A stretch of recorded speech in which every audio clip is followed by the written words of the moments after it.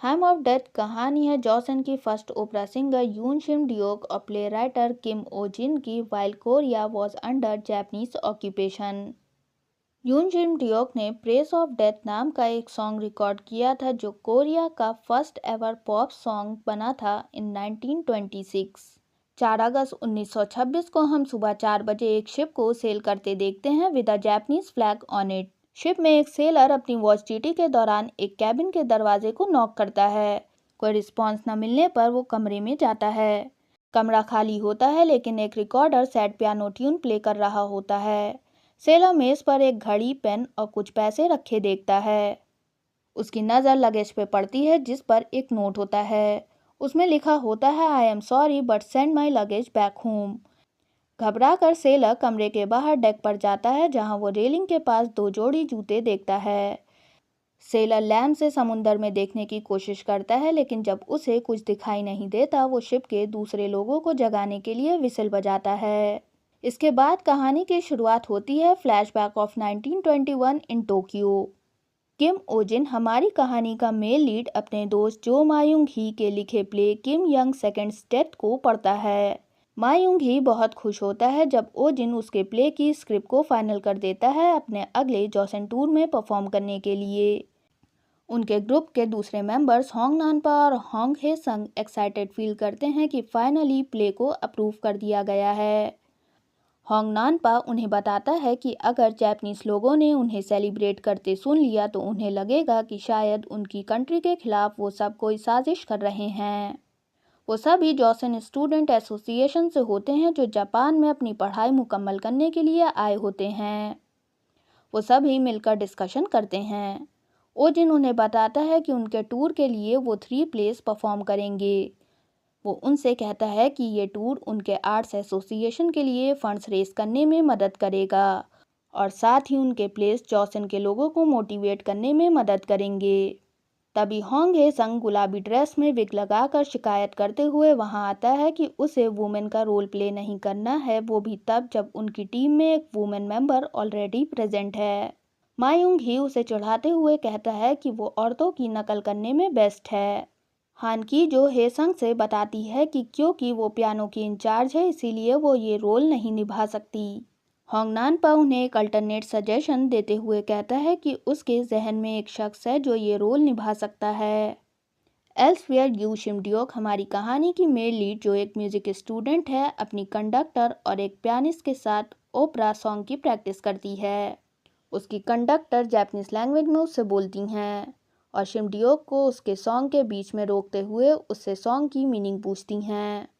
शिम डियोक उन्हें जापानीज में जवाब देती है जिसका मतलब होता है I will wait for him with unwavering trust. Conductor उसे बताती हैं कि ये सॉन्ग एक वुमेन के बारे में है जो दुखी है और अपने लवर का इंतज़ार कर रही है। वो ये भी नहीं जानती कि वो कब वापस आएगा। कंडक्टर शिमडियोक से सॉन्ग को सैड थीम के साथ गाने के लिए कहती हैं। वो शिमडियोक से पूछती हैं कि क्या कभी उसने किसी से मोहब्बत की है और उसका इंतज़ार किया है। शिमडियोक जवाब में नहीं कहती है।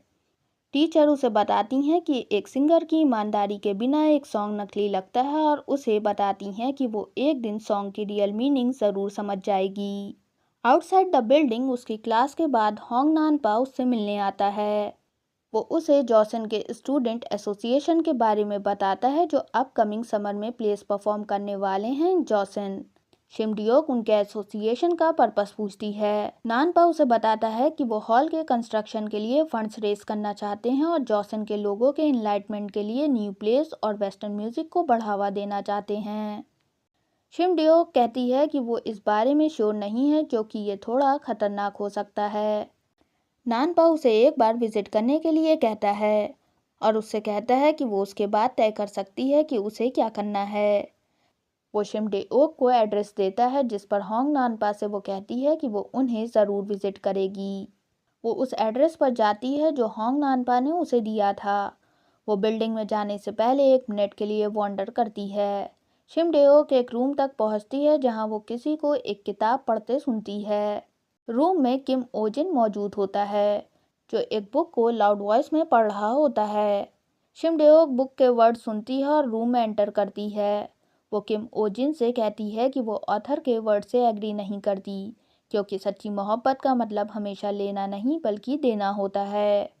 वो ओजिन से पूछती है कि वो क्यों जापानीज बुक को कोरियन लैंग्वेज में पढ़ रहा था। ओजिन उससे कहता है कि वो उसे तभी जवाब देगा जब वो उसे बताएगी कि वो बिना इजाज़त रूम में क्यों आई है। शिम डे-ओक ऑफेंडेड फील करती है और बिना परमिशन वहां आने के लिए माफ़ी मांगने के बाद वहां से जाने लगती है। तभी होंग नानपा वहां आ जाता है और उन दोनों से सवाल करता है कि क्या उन्होंने एक दूसरे को अपना इंट्रोडक्शन दे दिया है या नहीं। दोनों को खामोश देखकर वो उन दोनों का एक दूसरे से तारुफ कराता है। पता चलता है कि शिम डे-ओक की उम्र 25 साल है, जो यूनो कॉलेज ऑफ म्यूजिक से वोकल मेजर की स्टूडेंट है।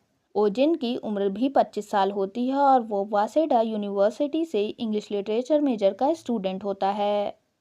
होंग नानपा मेंशन करता है कि वो दोनों एक ही उम्र के हैं। ओजिन शिम डे-ओक से हाथ मिलाने के लिए आगे बढ़ता है, लेकिन वो मना कर देती है। ओजिन शिम डे-ओक को बताता है कि उसने सुना है कि वो टैलेंटेड एक्ट्रेस है और उसे अपने साथ प्ले में परफॉर्म करने के लिए इनवाइट करता है। वो अपना सेंटेंस कंप्लीट करता उससे पहले ही शिम डे-ओक इनकार कर देती है, ये कहकर कि उसके पास वक्त नहीं है, और वहां से जाने लगती है। तभी ओजिन उससे सवाल करता है कि वो क्यों अपनी कंट्री के लिए कुछ करना नहीं चाहती। शिम डे-ओक उसे बताती है कि वो यहाँ गवर्नमेंट के पैसों से पढ़ने आई है। वो ओजिन से पूछती है कि क्या होगा अगर वो उनके शो की वजह से एक मशहूर सिंगर बनने में नाकामयाब हो जाएगी, जिस पर ओजिन उसे अपना इनवाइट याद दिलाते हुए कहता है कि उसे वैसे भी एक म्यूजिक मेजर वाले शख्स से उम्मीद नहीं थी कि उसकी एक्टिंग स्किल्स अच्छी हो सकती हैं। शिम डे-ओक उसकी बात दिल पर ले लेती है, इसीलिए वो कहती है कि वो प्ले को 2 शर्तों के तहत करेगी। पहली शर्त होती है कि वो केवल गाएगी, और दूसरी कि अगर ये खतरनाक हो जाता है तो वो फौरन प्ले को छोड़ देगी। शिम डे-ओक के इस ऑफर पर ट्रूप के बाकी के मेंबर्स को डाउट होता है, लेकिन ओजिन उन्हें बताता है कि सिंगिंग से उनके शो में 4 चांद लग जाएंगे। हमेशा की तरह उस रात ओजिन को अपने फादर से एक एनवलप मिलता है। उसमें कुछ पैसे होते हैं और एक खत भी होता है, जिसमें उसके फादर उसे स्ट्रिक्टली बताते हैं कि चूंकि उन्होंने उसे इंग्लिश लिटरेचर पढ़ने की इजाज़त दे दी है जैसा वो चाहता था, इसीलिए जब उसकी स्टडीज़ मुकम्मल हो जाएंगी तब ओजिन को घर वापस आना होगा और अपने फादर के कहे के मुताबिक अपनी ज़िंदगी गुजारनी होगी। Next day Shim Deok theatre troupe के लिए सिंगिंग करती है। ट्रूप का हर मेंबर उसकी सिंगिंग सुन के काफ़ी अमेज्ड होता है, एक्सेप्ट ओजिन। वो शिम डे-ओक की ओर अपनी पीठ कर लेता है और अपनी बुक पढ़ने में बिजी रहता है। गाते वक्त शिम डे-ओक उसकी तरफ कई बार अपनी नज़रें करती है, लेकिन वो उसकी तरफ नहीं देखता। जब सॉन्ग खत्म हो जाता है तब ओजिन पियानिस्ट कीजो को अगली बार और ज़्यादा चेयरफुल तरीके से पियानो प्ले करने की सलाह देता है। वो शिम डे-ओक की परफॉर्मेंस पर कुछ नहीं कहता, इंस्टेड वो एक जापानीज स्टूडेंट क्योसुक से सबको इंट्रोड्यूस कराता है, जो ओजिन की मदद उनका प्ले डायरेक्ट करने में करेगा। प्ले में शिम डे-ओक के सिंगिंग करने की वजह से ही हेसंग को अभी भी फीमेल रोल प्ले करना होता है। जब वो कंप्लेन करता है तो ओजिन उससे कहता है कि अगर उसने ये रोल प्ले नहीं किया तो वो उसे इससे भी बेकार रोल प्ले करने को देगा। रिहर्सल के बाद नामपा शिम डे-ओक को डिनर के लिए इनवाइट करता है। वो क्लियरली शिम डे-ओक में इंटरेस्टेड होता है, लेकिन शिम डे-ओक उसका इनवाइट डिक्लाइन कर देती है और ओजिन से बात करने के लिए बाहर चली जाती है। जब वो बाहर जाती है तब तक ओजिन वहां से चला जाता है, जिसके बाद शिम डे-ओक नियर बाय रेस्टोरेंट में कुछ खाने के लिए जाती है। उस रेस्टोरेंट में शिम डे-ओक को ओजिन मिलता है। रेस्टोरेंट की सभी सीट्स फुल होने की वजह से शिम डे-ओक को ओजिन के साइड जाकर बैठना पड़ता है। ओजिन उसके लिए एक बोल नूडल्स ऑर्डर करता है। शिम डे-ओक उससे कहती है कि वो खुद अपने लिए ऑर्डर कर सकती है। ओजिन भी कहता है कि ये उसने उसके लिए ऑर्डर नहीं किया है बल्कि खुद के लिए किया है। जिसके बाद शिम डे-ओक अपने लिए नूडल्स का ऑर्डर देती है, लेकिन ओजिन उसे इंटरप्ट करता है, ये कहकर कि वो सिर्फ मजाक कर रहा था और ये नूडल्स का बोल उसने उसी के लिए ऑर्डर किया था। शिम डे-ओक उसे ऐसा एक्सप्रेशन देती है जिससे लगता है कि उसने ओजिन को अपने जहन में ही मार दिया हो। शिम डे-ओक नूडल्स का बड़ा बाइट लेने की कोशिश करती है, जिससे उसका मुंह जल जाता है। वो नूडल्स को बाहर स्पिट कर देती है और एम्बेरस फील करती है। ओजिन उसे ग्लास ऑफ वाटर देता है, जिसके बाद शिम डे-ओक डिग्निफाइड वे में उससे सिप लेती है। वो पूछती है कि ओजिन इतनी जल्दी रिहर्सल छोड़कर क्यों चला गया था, जिस पर ओजिन कहता है कि उसे भूख लगी थी। जब ओजिन वहां से जाने लगता है तब शिमडेओक उसका हाथ पकड़कर उसे रोकती है और अपने मुंह में नूडल्स रखकर उससे कहती है कि उसे उससे कुछ बात करनी है। ओजिन उसके टच से फ्लस्टर्ड फील करता है, लेकिन वो अपने रिएक्शन को छुपा लेता है और शिमडेओक का वेट करता है नूडल्स फिनिश होने तक। शिमडेओक को आखिरकार ओजिन से सवाल करने का मौका मिलता है कि वो क्यों सोचता है कि शिमडेओक को अपने देश की परवाह नहीं है। ओजिन कहता है कि वो ऐसा नहीं सोचता। वो पूछती है कि जब वो 10 साल पहले जापान के हाथों में अपने देश को खो चुके हैं तो उन्हें कोरिया में शो करने की क्या ज़रूरत है, और वेस्टर्न म्यूज़िक और शोज़ में कोई पार नहीं है जिससे उनके लोगों की मदद हो सके। ओजिन उसकी सारी बातों से सहमति जताते हुए उसे सरप्राइज कर देता है, लेकिन वो कहता है कि वो अपने तरीके से अपने देश को आगे ले जाने की कोशिश कर रहा है और अपने प्लेस के ज़रिए से दिखाना चाहता है कि उनकी स्पिरिट्स अभी भी जिंदा हैं। उसका मानना है कि शिमडेओक भी शायद इसी वजह से गाती है, लेकिन वो टॉपिक को बदल देती है। वो ओजिन से पूछती है कि उसने हर किसी के परफॉर्मेंस पर कमेंट किया, लेकिन उसके परफॉर्मेंस पर क्यों नहीं किया। ओजिन उसे बताता है कि उसे कमेंट करने की ज़रूरत नहीं महसूस हुई थी, क्योंकि उसका सॉन्ग परफेक्ट था। वो इस सवाल का भी जवाब देता है कि वो कोरियन लैंग्वेज में जापानीज़ बुक क्यों पढ़ रहा था, क्योंकि वो भूलना नहीं चाहता कि वो कोरियन है। ओजिन पेमेंट करने के लिए उठता है और शिमडेओक उसे देखकर मुस्कुराती है। अगले रिहर्सल में शिमडेओक वंडर करती है कि उनके इस प्ले के लिए वो सभी एक्सपेंसेस कैसे कर रहे हैं, कि जो उसे बताती है कि वैसे तो वो सभी मिलकर एक्सपेंसेस कवर करने की कोशिश करते हैं, लेकिन ज़्यादातर हिस्सा ओजिन अपने पैसों से कवर करता है क्योंकि वो प्लेस परफॉर्म करने के लिए काफ़ी पैशनेट है। ये सुनकर शिमडेओक ओजिन से इम्प्रेस होती है। शिमडेओक रात में ओजिन के बारे में वंडर करके बिस्तर पर करवटें बदलती है। उसे ओजिन की फिक्र होती है जब लगातार 2 दिन तक वो रिहर्सल पर नहीं आता। शिमडेओक को मालूम चलता है कि ओजिन बीमार है और कुछ दिनों में वापस आ जाएगा, इसीलिए वो उसके बोर्डिंग हाउस विजिट करती है। जब शिमडेओक ओजिन के रूम में एंटर करती है वो ओजिन को फर्श पर सोते देखती है। उसके रूम के फर्श पर बुक्स रखी होती हैं, इसीलिए वो उन्हें मेज़ पर रख देती है। बुक्स के बीच से शिमडेओक को ओजिन की लिखी एक पोयम मिलती है, जिसे वो पढ़ना शुरू कर देती है। ये पोयम ओजिन के इमोशंस के बारे में होती है और इस बारे में भी कि अगर वो बच्चा होता तो उसकी ज़िंदगी आसान कैसे होती। पोयम के लास्ट में सुजैन के सिग्नेचर्स होते हैं। शिमडेओक वंडर करती है कि सुजैन कौन है। तभी अचानक ओजिन उससे पूछता है कि वो उसके रूम में क्या कर रही है। शिमडेओक ओजिन को बताती है कि वो उसके लिए दलिया लाई थी। ओजिन नोटिस करता है कि वो उसकी पोयम पढ़ रही थी और उसे वापस जाने को कहता है। शिमडेओक कहती है कि जब बारिश बंद हो जाएगी तब वो वहां से चली जाएगी, और झूठ बोल देती है कि उसके पास अम्ब्रेला नहीं है। ओजिन उसे अपना अम्ब्रेला यूज़ करने के लिए ऑफर करता है, जिस पर शिमडेओक कहती है कि वो दूसरों से उनकी चीज़ें उधार लेना पसंद नहीं करती। ओजिन उसे बताता है कि बारिश रुक गई है, जिस पर शिमडेओक थोड़ा डिसअपॉइंटेड फील करती है, लेकिन वो फौरन वहां से चली जाती है। ओजिन विंडो से उसे अपने रेड अम्ब्रेला के साथ मुस्कुराते हुए जाते देखता है। लेटर ओजिन शिमडेओक का दलिया भी टेस्ट करता है। अगले दिन ओजिन रिहर्सल पर वापस आता है। वो ट्रूप मेंबर्स को बताता है कि अब वो बेहतर फील कर रहा है thanks to a special treat from someone. Shim Deok उसकी तरफ देखकर स्माइल करती है। बाद में दोनों वॉक के लिए जाते हैं। शिमडेओक उससे सवाल करती है कि उसने सुना है कि ओजिन हर साल इसी टाइम पीरियड के दौरान बीमार हो जाता है। ओजिन बताता है कि वो अपनी माँ की डेथ एनिवर्सरी के लिए कुछ दिन की छुट्टी लेता है, लेकिन वो लोगों से कहता है कि वो बीमार हो गया है उनके सवालों से बचने के लिए। वो शिमडेओक से कहता है कि जब वो 5 साल का था तब उसकी माँ की डेथ हो गई थी और उसके फादर 3 बार रीमैरिजेस कर चुके हैं। उसे अपनी मदर की बहुत सी मेमोरीज तो याद नहीं होती, लेकिन जो भी उसे याद है वो उनको हमेशा संभाल कर रखना चाहता है, इसीलिए वो कुछ दिन ऑफ लेता है।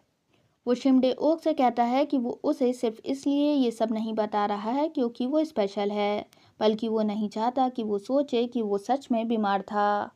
शिमडे-ओक कहती है कि आग को जब कोई सच्चे दिल से याद करता है ये एक खुशी का एहसास है, इसीलिए उसकी माँ बहुत खुशनसीब हैं।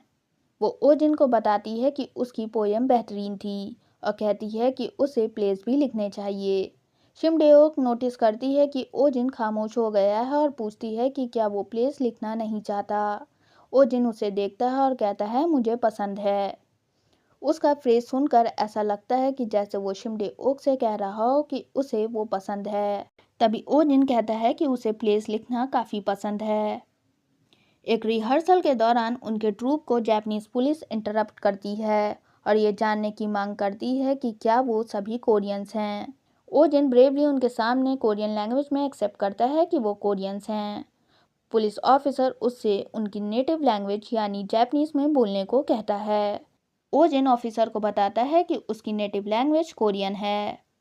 पुलिस ऑफिसर ओजिन के सिर पर अपनी बंदूक पॉइंट करके उसे जापानी में बात करने का आदेश देता है, लेकिन क्योसुक जो जापानीज स्टूडेंट है बीच में आकर बात संभाल लेता है और झूठ बोल देता है कि ओजिन की जापानीज बहुत अच्छी नहीं है।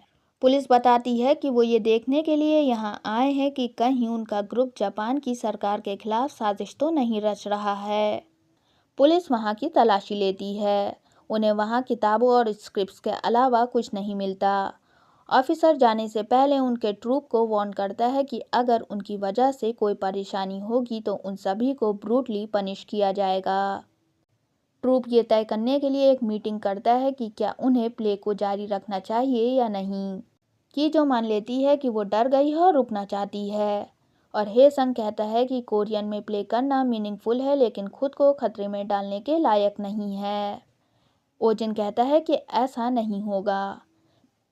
नानपा बताता है कि उनका कनेक्शन जापान के ऐसे लोगों से है जो कोरियंस को सुपरवाइज करते हैं और ओरिजिनली उन्होंने ही कोरियन में प्ले करने का सजेशन दिया था। शिमडेओक उन्हें कॉवर्ड कहकर बुलाती है क्योंकि वो सभी पहले तो कोरियन में प्ले करने के लिए काफ़ी खुश थे, लेकिन इतनी जल्दी इतनी सी बात से वो सभी अपनी हिम्मत हार गए। वो उन्हें ओजिन पर भरोसा करने और खुश होने के लिए कहती है। शिमडेओक का पॉजिटिव एटीट्यूड देखकर सब में एक बार फिर से प्ले करने की हिम्मत आती है। ओजिन ये देखकर काफ़ी खुश होता है। ओजिन और शिमडेओक रिहर्सल के बाद एक साथ वॉक करते हैं। शिमडेओक कबूल करती है कि उसे पहले लगता था कि ओजिन का यूं जापानीज गवर्नमेंट के खिलाफ रेबेल करना बेकार है। वो कहती है लेकिन अब वो ऐसा नहीं सोचती क्योंकि कोशिश और उम्मीद ही मायने रखती है। वो ओजिन को उसकी सोच में बदलाव लाने के लिए शुक्रिया करती है। ओजिन भी उसके सिंसियर एफर्ट को सराहने के लिए शिमडेओक का शुक्रिया करता है। वक्त के साथ ओजिन और शिमडेओक एक दूसरे के लिए अफेक्शन फील करने लगते हैं। प्ले का रिहर्सल जारी रहता है और जल्द ही उनके कोरियन टूर का वक्त आ जाता है। बुसान के लिए जाने वाली शिप पर शिमडेओक ओजिन को बताती है कि ये शिप उसे उस दिन की याद दिलाता है जब उसने कोरिया छोड़ दिया था ताकि वो सिंगिंग मेजर की पढ़ाई कर सके। वो कहती है कि वो आज भी वैसे ही एक्साइटेड फील कर रही है क्योंकि अब वो अपनी कंट्री चाहकर सिंगिंग करेगी। उनके परफॉर्मेंस के साथ सब कुछ ठीक होता है और ट्रूप को कोई भी मुसीबत नहीं होती। लास्ट सिटी टूर के दौरान ट्रेन में ओजिन और शिमडेओक एक सीट शेयर करते हैं। शिमडेओक खिड़की के सामने सो जाती है और ओजिन उसे एडमायर करता है। ट्रूप जापान में कोरियंस के साथ किए गए जुल्म के बारे में अपना प्ले परफॉर्म करते हैं। अनफॉर्चुनेटली ऑडियंस में जापानीज अथॉरिटीज़ के लोग उनका प्ले देख लेते हैं, जिस पर उन्हें बहुत गुस्सा आता है। शिमडेओक की परफॉर्मेंस का वक्त आता है। वो नर्वस फील करती है और ओजिन से बैक स्टेज से उसकी हौसला अफजाई करने के लिए कहती है। वो बहुत अच्छा गाती है और ओजिन उसे अपने चेहरे पर एक प्यारी सी मुस्कान के साथ गाते हुए देखता है। नामपा भी उसकी परफॉर्मेंस एंजॉय करता है और ओजिन को भी नोटिस करता है। बाद में वो सभी जश्न मनाने के लिए क्लब में जाते हैं। ओजिन और ट्रूप का मेंबर मायूंग ही 3 साल में ग्रेजुएशन कंप्लीट होने के बाद अपने फ्यूचर प्लान्स के बारे में बात करते हैं। ओजिन मायूंग ही से कहता है कि वो एक फेमस राइटर बनेगा और मायूंग ही भी दुख से कहता है कि काश ओजिन भी राइटर बन सकता। लेटर क्लब का माहौल स्लो हो जाता है। शिमडेओक ओजिन को उसके साथ डांस करने के लिए अप्रोच करती है, लेकिन तभी नामपा उसके सामने आ जाता है और उसे अपने साथ डांस करने के लिए ले जाता है। ओजिन और मायूंगी एक दूसरे से अपनी कन्वर्सेशन कंटिन्यू रखते हैं। हालांकि ओजिन शिमडे-ओक और नामपा को एक साथ डांस करते हुए देखता है। वाइल डांसिंग, नामपा शिमडे-ओक से पूछता है कि क्या वो ओजिन को पसंद करती है या उससे मोहब्बत करती है। वो उसे बताता है कि किसी भी तरह से उसे अपनी फीलिंग्स को रोकना चाहिए, क्योंकि एट द एंड उसे ही तकलीफ होगी। शिमडे-ओक को नामपा की बातें समझ नहीं आती। तभी जापानीज पुलिस क्लब में आती है। वो थिएटर ट्रूप के लीडर से बात करने की मांग करते हैं और जब ओजिन खड़ा होता है वो उसे गिरफ्तार कर लेते हैं। मायूंगी को पता चलता है कि ओजिन को शायद कुछ दिनों के लिए रिहा नहीं किया जाएगा, क्योंकि उनके प्ले में एक लाइन थी जिसमें कहा जाता है कि 10 साल पहले हमारे पास आज़ादी थी, लेकिन आज इस लैंड में आज़ादी मौजूद नहीं है। हे संग कहता है कि उन्हें स्क्रिप्ट की मंजूरी दी गई थी और वैसे भी जो उन्होंने कहा है वो केवल सच है। नामपा धीरे से कहता है कि जापानीज गवर्नमेंट उनके जरिए सबको बताना चाहती है कि जब कोरियंस फ्रीडम के बारे में बात करते हैं तो उनके साथ क्या होता है, और वो ऐसे ही सबको डराना चाहते हैं। पुलिस स्टेशन में ओजिन की वही पुलिस ऑफिसर पिटाई करता है जिसने उसे गिरफ्तार किया था। टॉर्चर करने के बाद ओजिन को आज़ाद कर दिया जाता है। शिमडे-ओक पुलिस स्टेशन के गेट के बाहर उसका इंतजार करती है। जब शिमडे-ओक ओजिन को घायल देखती है तो वो रोने लगती है और यहीं पर कहानी खत्म हो जाती है। शिमडे-ओक और ओजिन की कहानी में आगे क्या ट्विस्ट एंड टर्न्स आएंगे, जानने के लिए स्टे ट्यून्ड।